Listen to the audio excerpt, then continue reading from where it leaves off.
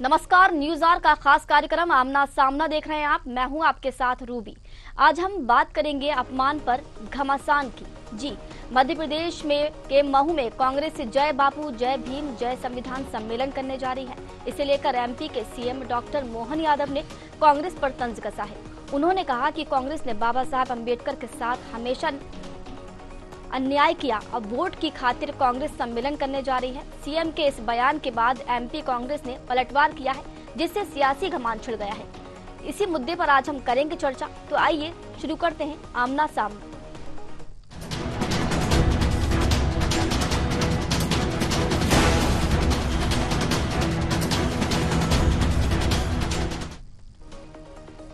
CM doctor Mohan Yadav ने कांग्रेस के नेताओं पर बाबा साहेब डॉक्टर भीमराव अंबेडकर के साथ अन्याय करने का आरोप लगाया और कहा कि अब इसी दल के नेता वोट के लालच में बाबा साहेब का नाम लेकर महू में जुटने जा रहे हैं। यादव ने कहा कि कांग्रेस और उसके नेता वोट की खातिर ऐसा कर रहे हैं। उन्होंने कहा कि डॉक्टर अंबेडकर ने धारा 370 का विरोध किया था, लेकिन तत्कालीन कांग्रेस नेताओं ने इसे लागू किया।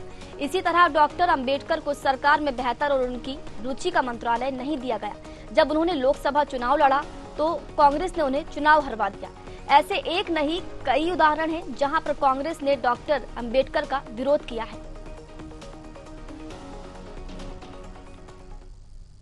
लेकिन दुर्भाग्य के साथ कहना पड़ रहा है, कांग्रेस के कष्ट ये कि जब कोई अच्छा व्यक्ति उनके साथ खड़ा हो, वो अच्छे व्यक्ति को जब तक घर नहीं बिठा दे तब तक कांग्रेस चैन से नहीं बैठती। ये अतीत का कालक्रम है और कांग्रेस ने वही किया। अंततः नेताजी सुभाष चंद्र बोस जो चुनाव से जीते हुए थे, उनको इस्तीफा देके बाहर आना पड़ा। तो पाकिस्तान का भी विरोध किया अंबेडकर जी ने। अंबेडकर जी ने कई विषय सामने रखे, धारा 370 भी नहीं लगना चाहिए थी, लेकिन दुर्भाग्य से हमारे पहले प्रधानमंत्री जी ने ये सारे काम करते गए जिसका अंबेडकर जी ने विरोध किया। अंबेडकर जी ने संविधान बनाने में जो भूमिका अदा की, अंबेडकर जी की उस भूमिका को कौन भूल सकता है। लेकिन अंबेडकर जी के साथ भी अन्याय किया। जब मंत्रिमंडल में बनाने का मौका आया तो अंबेडकर जी को जिसकी योग्यता उनको थी, उद्योग मंत्रालय, लेबर डिपार्टमेंट, ये काम उनको नहीं दिया, उनको हल्का काम दिया। लेकिन उसके बाद भी उनको चुनाव भी नहीं जीतने दिया।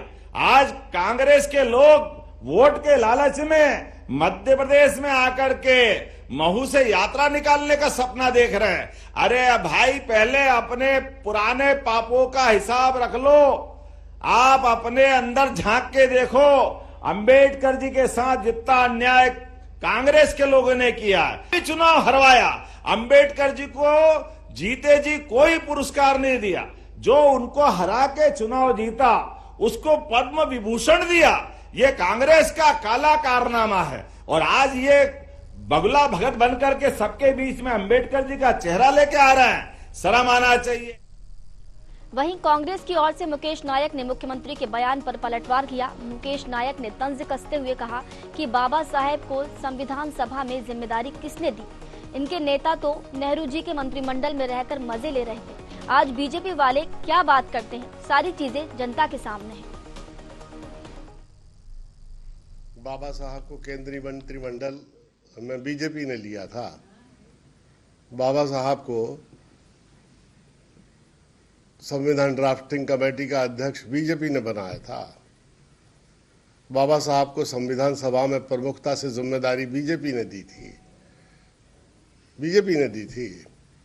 इनके नेता तो नेहरू जी के मंत्रिमंडल में रह के मजा ले रहे थे।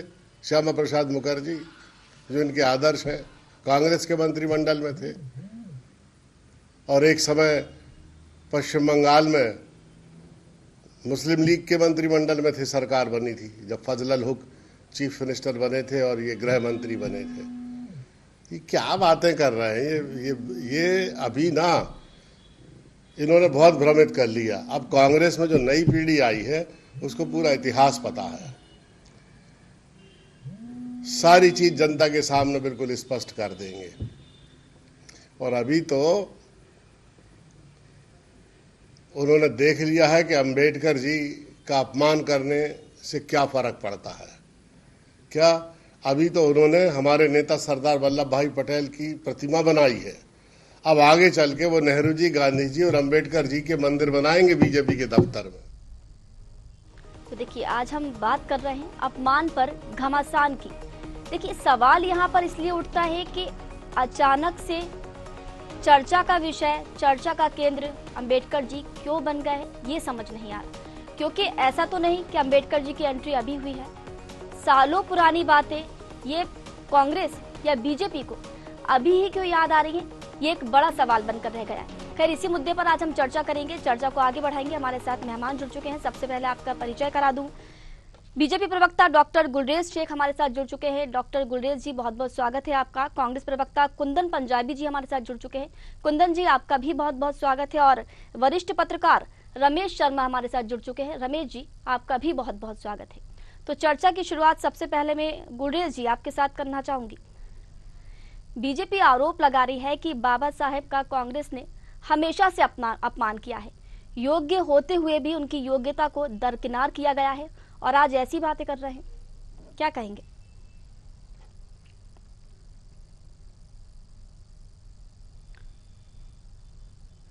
गुलरेज जी, आपकी आवाज नहीं पहुंच पा रही है।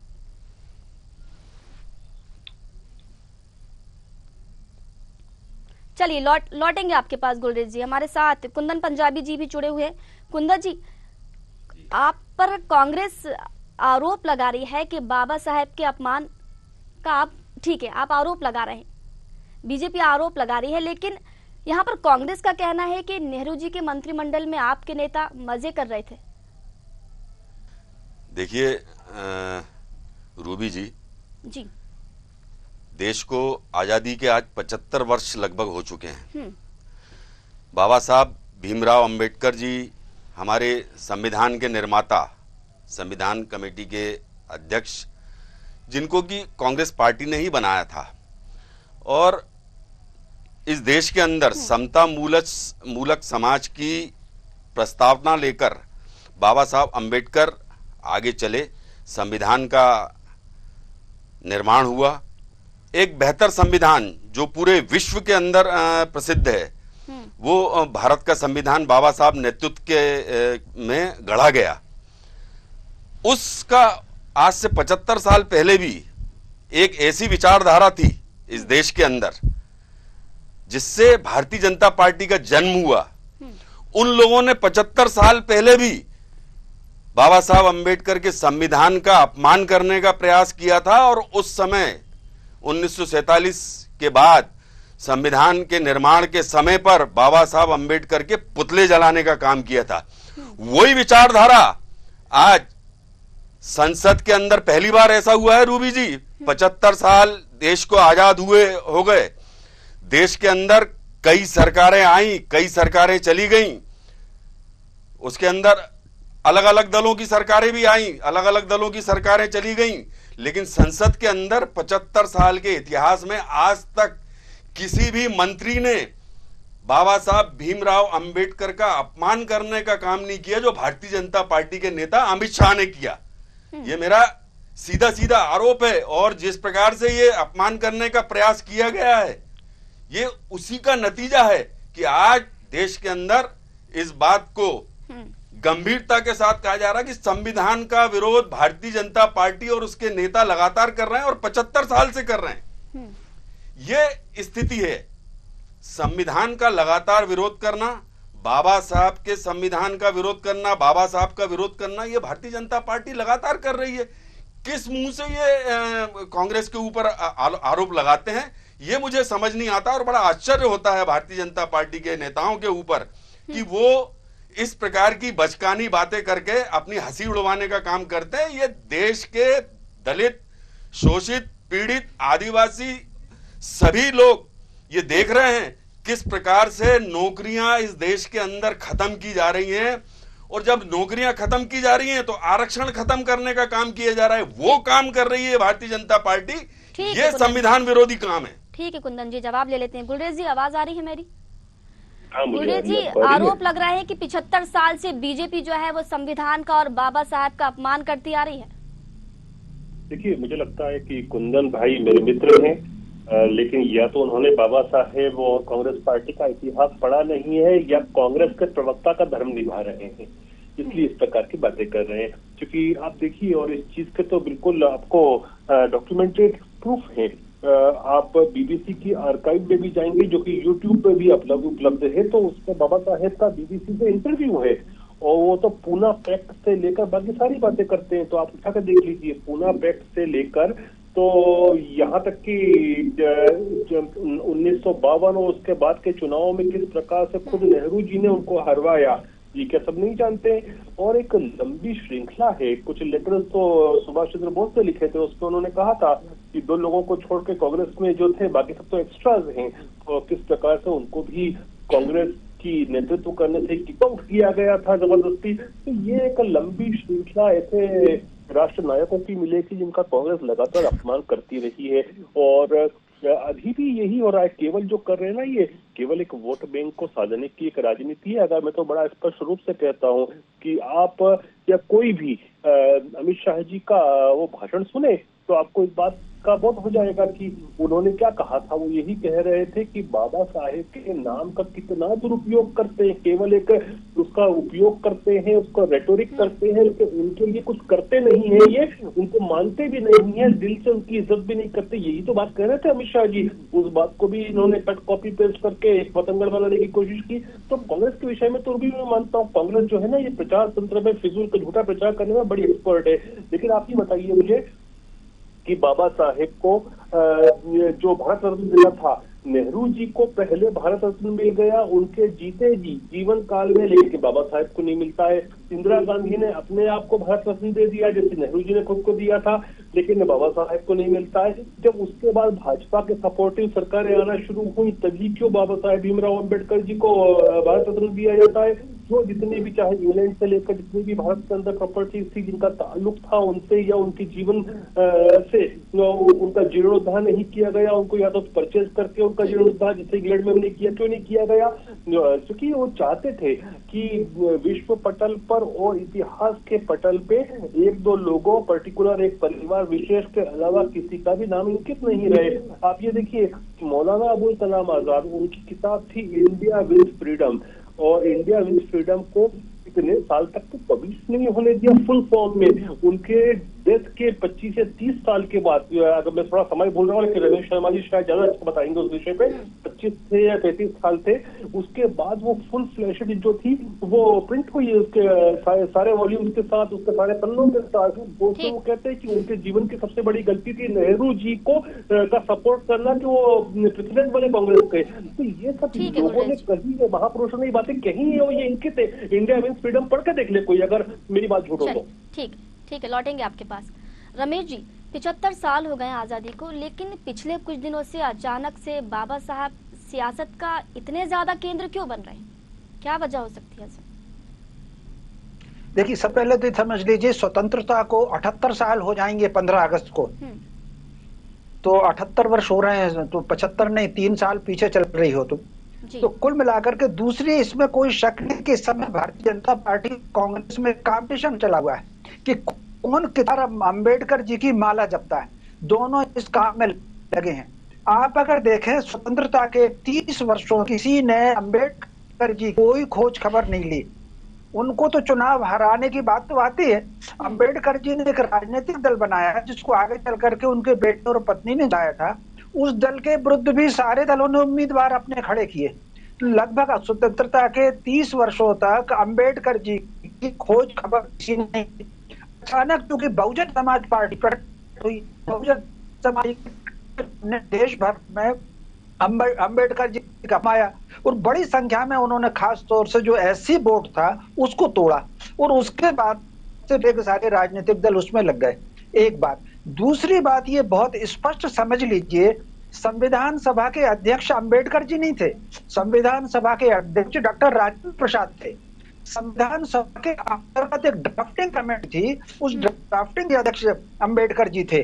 तो कुल मिलाकर के उन्होंने ड्राफ्ट तैयार किया, और जब अपना जो ड्राफ्ट तैयार करने के बाद जो उन्होंने संविधान सभा दिया, तो जो अनुच्छेद है उसमें तो उन्होंने सबसे ज्यादा आभार प्रकट राजेंद्र बाबू का ही किया है। तो कुल मिलाकर विधानसभा में अंबेडकर जी को भाजपा ने नहीं लिया था। संविधान सभा का गठन अंग्रेजों ने किया था, और अंग्रेजों का दखल भारतीय शासन में स्वतंत्रता के 7 वर्ष तक चला है। उसके छोटा सा उदाहरण दूं अगर अक्टूबर के अंतिम सप्ताह 47 में के राजा बिलिनी का दिल्ली आ गए तो 24 देर लगी थी, जो हमारे जो अंतिम वायसराय थे लॉर्ड माउंटबेटन, वो 24 घंटे तक किसी वजह से उनके सिग्नेचर नहीं हो पाए थे, तो 24 घंटे तक सरदार सेना भेज नहीं पाए थे। तो कुल संविधान सभा का गठन अंग्रेजों ने किया था, उसमें मुस्लिम लीग के भी लोग थे, उस समय जितने राजनीतिक दल थे, हिंदू महासभा और छोटे मोटे, उन सबके प्रतिनिधि उसमें मौजूद थे, उसमें मौजूद थे। मुस्लिम लीग का इतना वर्चस्व था कि बंटवारे के बाद कितने लोग पाकिस्तान चले गए, तो बना के फिर पाकिस्तान गए। तो संविधान सभा का गठन जो है वो अंग्रेजों ने किया था। एक बात को, इस बात को अच्छी तरीके से समझ लीजिए। दूसरी बात आती है, अंबेडकर जी जिन चीजों को संविधान में चाहते थे उसमें आधी चीज नहीं है। जो ड्राफ्ट बना था 1950 में लागू हुआ 26 जनवरी 1950 को संविधान का, उस ड्राफ्ट में 100 से ज्यादा संशोधन हो गए हैं। तो और दोनों पार्टियों ने किए हैं, कांग्रेस ने भी किए हैं, भाजपा ने भी किए हैं। बंटवारे के पक्ष में नहीं थे, वो कहते थे कि अगर बंटवारा हो रहा है तो एब्सोल्यूट हो। उस मामले में उन्होंने सावरकर जी की बात को उन्होंने समर्थन किया है, पूरा रिकॉर्ड का सारा। तो कुल अम्बेडकर जाति व्यवस्था समाप्त करना चाहते थे। राजनीतिक दल लगे हैं कि हमने दलित को राष्ट्रपति बना दिया, हमने इसको बना दिया, और जाति व्यवस्था अम्बेडकर जी समाप्त करना चाहते थे। तो कुल मिलाकर के तो अम्बेडकर जी का कथन अलग है, ठीक उसी प्रकार है सवेरे से शाम तक लोग अपने आराध्य का नाम तो लेते हैं लेकिन उनके आचरणों पर अमल नहीं करते। अम्बेडकर जी सामाजिक समरसता के पक्षधर थे, संपूर्ण नागरिक एक स्वरूप में रहें, अंबेडकर जी इसके पक्ष में थे। जातिवादी विभाजन के बिल्कुल विरुद्ध थे और वो चाहते थे कि जाति व्यवस्था समाप्त हो। जातिवाद अंग्रेजों ने फैलाया और अंग्रेज चूंकि डिवाइड एंड रूल उनकी नीति थी, भारतीय समाज को वो बांटना चाहते थे। ये अंग्रेजों का षड्यंत्र था। अब अंग्रेजों के जाने का 78 साल बाद फिर से राजनीति चल पड़ी है कि जनगणना होनी चाहिए। तो अंबेडकर जी की मान कौन रहा है आज? जी ठीक है रमेश जी, आपके पास लौटेंगे। कुंदन जी, बीजेपी ने कई आरोप लगाए हैं और कई उदाहरण भी दिए हैं कि आप लोगों ने हमेशा बाबा साहेब का अपमान किया है, संविधान का अपमान किया है। उन्होंने उदाहरण दिए कि आपने बाबा साहेब को उनका पसंदीदा मंत्रालय नहीं दिया, 370 धारा उन्होंने हटाई थी, तत्कालीन नेताओं ने उसे लागू कर दिया और लोकसभा चुनाव भी आपने उन्हें हरवा दिया, यानी कि कांग्रेस ने। आरोप इतने सारे लग रहे हैं, खंडन कैसे करेंगे आरोपों का? देखिए, मैंने शुरू में भी कहा था कि आजादी के बाद जब संविधान लागू हुआ इस देश के अंदर 1950 के अंदर, जैसा कि हमारे वरिष्ठ पत्रकार माननीय रमेश शर्मा जी ने बताया, और जो ड्राफ्ट लाए थे संविधान के लिए वो बाबा साहब के नेतृत्व में लाया गया था। लेकिन उस ड्राफ्ट को लाने के बाद भारतीय जनता पार्टी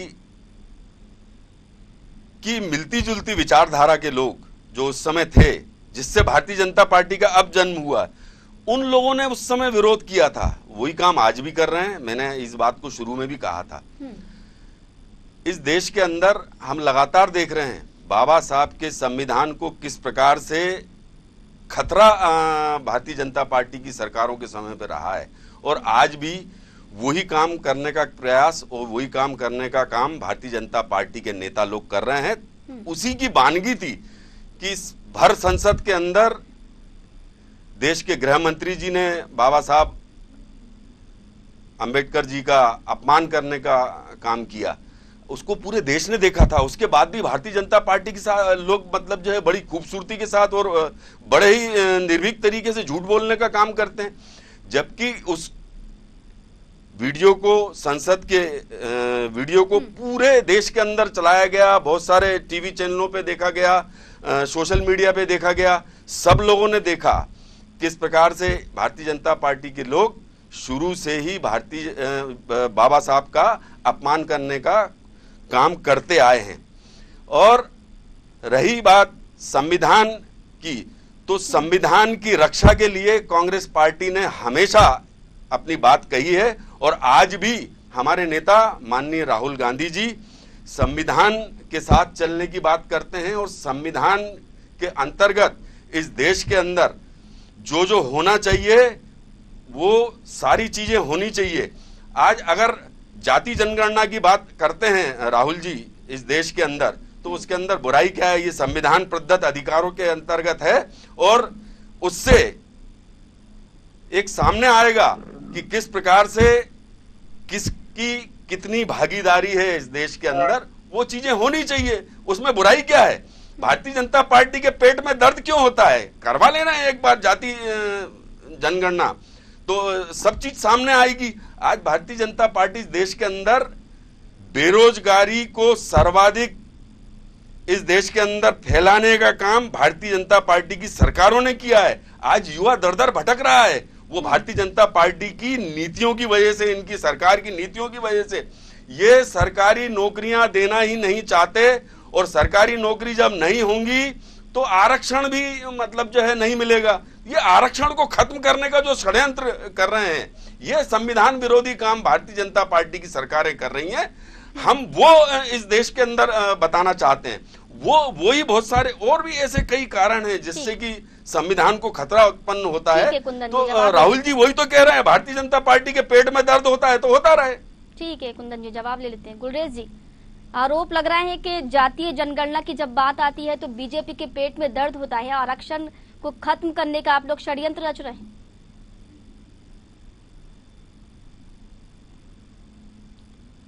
गुलरेज जी, आवाज नहीं आ रही आपकी।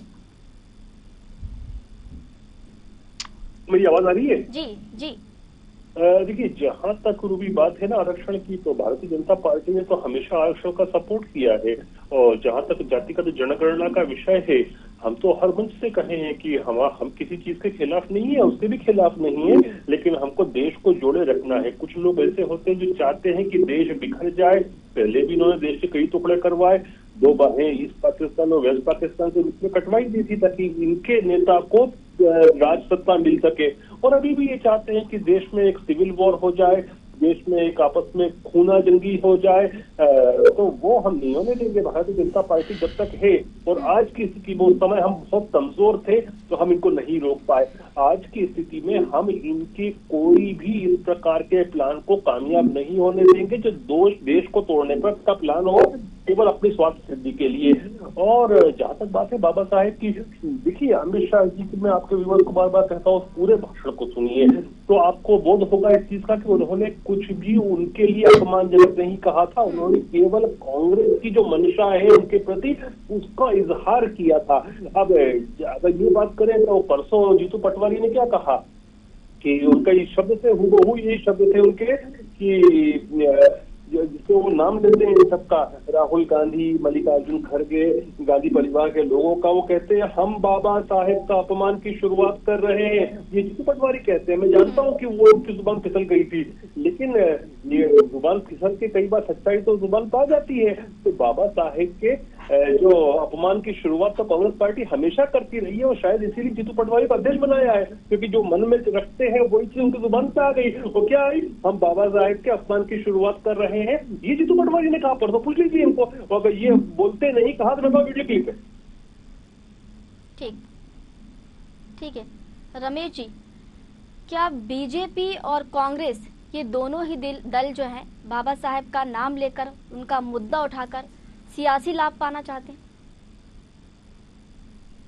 निश्चित रूप से में जो कंपटीशन प्रतिस्पर्धा चल रही है भाजपा और कांग्रेस के बीच में अंबेडकर जी के नाम को लेकर के, वो कहीं ना कहीं ऐसी जो वोट है उसको ध्यान में रख करके ही चल रही है। मैं समझता हूँ हमको स्वतंत्रता के इतने वर्ष हो गए हैं, अब व्यक्ति और चेहरों की राजनीति के बजाय हमको राष्ट्र और उसके मुद्दों की राजनीति करनी चाहिए। व्यक्ति अपने पर है, वो सम्माननीय है, कुछ पूजनीय है, कुछ सम्माननीय है, वो अपने स्थान पर है। लिखा आदर बना के उनका सम्मान बनाए रख करके देश के सामने क्या चुनौतियां आ रही हैं, आने वाली पीढ़ी के सामने क्या समस्याएं आने वाली हैं, प्राकृतिक परिवर्तन से किस प्रकार होगा, मैं समझता हूं चर्चा इस पर होनी चाहिए, इसका विस्तार होना चाहिए। चलिए, जैसे मैं गांव से आता हूं तो एक जमाने में 20 लोग मिलकर के एक खेत को काटते थे। अब मशीन आ गई है, एक मशीन एक ट्रैक्टर 20 खेत को काट देता है। अब वो ट्रैक्टर चलाने के लिए नहीं पड़ेगी, ड्राइवर आर्टिफिशियल रोबोट आ गए हैं जिसको आर्टिफिशियल इंटेलिजेंस कहते हैं। टीवी के एंकर तक तो आर्टिफिशियल इंटेलिजेंस वाले हो गए, पुतले न्यूज पढ़ रहे हैं, हार्ड का सब रोबोट कर रहा है। आगे आने वाली पीढ़ी के सामने ये जो समस्या वाली है रोजगार की, मैं समझता हूँ राजनीतिक दलों को ये चुनौतियां आने हैं, उन चुनौतियों पर आप चर्चा करनी चाहिए। जिस तरीके से कुछ भी हो, भारत में और इकोनॉमिक हमारी दूसरे देशों से आगे चल रही है, तो कुछ ताकतें हो सकती हैं जो हमारी सामाजिक व्यवस्था को छिन्न भिन्न करके हमारी प्रगति को, ऐसा पूरी दुनिया में हम 100 वर्षों से देख रहे हैं, जो करता है दूसरी ताकत के उसको बैठा देती हैं। हमने जापान के मामले में भी देखा है, जर्मनी के मामले में है, कई देशों में रूस का विघटन किस तरीके से हो गया, ताकि क्यों गिर रही है आर्थिक स्थिति, ब्रिटेन आज के क्यों संकट में आ गया। तो ये जो अंतरराष्ट्रीय षड्यंत्र भारत के विरुद्ध, राजनीतिक दलों को इस पर चर्चा करनी चाहिए, इसका करना चाहिए, कैसे घुसपैठ को रोक सकते हैं, कैसे षड्यंत्रों को रोक सकते हैं, कैसे आने वाली के सामने रोजगार के अवसर लेकर के आ सकते हैं। हमको विज्ञान की प्रगति के विरुद्ध नहीं जाना, आर्टिफिशियल इंटेलिजेंस या रोबोट से हमको दूर नहीं जाना, इसको अपनाने के साथ हम अपने नौजवानों को रोजगार कैसे देंगे। मैं समझता हूँ इन सारी राजनीतिक दलों को एनर्जी लगाना चाहिए। ये बात छोड़ दें कि अम्बेडकर जी हमारे हैं कि अम्बेडकर जी तुम्हारे हैं, गांधी जी हमारे हैं कि गांधी जी तुम्हारे हैं, वो सबके हैं, अम्बेडकर जी भी सबके हैं, गांधी जी भी सबके हैं, उनको वहीं रहने दो। एक फूल चढ़ाओ और भविष्य के लिए, आने वाली पीढ़ियों के लिए चिंता करें। राजनीतिक दलों को इस पर विचार करना चाहिए। बिल्कुल रमेश जी, कहीं ना कहीं ये वोट बैंक की राजनीति, जो जितने भी राजनीतिक दल हैं उनको छोड़कर जिस तरीके के आपने सुझाव दिए कि बेरोजगारी पर चर्चा करना चाहिए, जो रोजगार के नए अवसर है उन पर चर्चा करना चाहिए, लेकिन ये लोग मुद्दे से भटकाते हुए सिर्फ अपनी अपनी राजनीतिक रोटियां सेकने में यहाँ लगे हुए हैं। फिलहाल आप तीनों का ही बहुत बहुत शुक्रिया चर्चा में जुड़ने के लिए। तो देखिए, बात हो रही है संविधान पर घमासान और अपमान पर घमासान की। तो देखिए, ये समझ नहीं आ रहा कि वोट बैंक की राजनीति, इसको इतना हावी कर लिया है इन लोगों ने कि बार बार इस मुद्दे को उठाया जाता है, अंबेडकर जी के नाम का इस्तेमाल बार बार किया जाता है। जब वोट बैंक की बात आती है तो अंबेडकर जी का नाम सबसे पहले आ जाता है, लेकिन जब सम्मान की बात आती है तो यही नाम पिछड़ जाता है। अब देखना ये होगा कि इस तरीके की राजनीति जारी रहेगी या फिर इस राजनीति पर विराम लगेगा। हमारे खास कार्यक्रम आमना सामना में फिलहाल इतना ही। मुझे दीजिए इजाजत। नमस्कार।